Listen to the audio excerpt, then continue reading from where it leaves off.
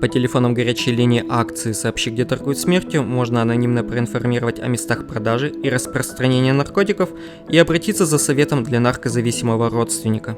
Интересуются люди созависимые, сами наркоманы, сами алкоголики. Когда к нам обращаются созависимые люди и зависимые, мы рекомендуем так называемую поэтапную помощь. Также акция направлена на привлечение общественности к участию в противодействии незаконному обороту наркотиков и профилактике их потребления. С помощью обращения граждан мы выявляем правонарушения и преступления и надеемся, что в дальнейшем общественность также будет активно подключаться к проведению данной акции.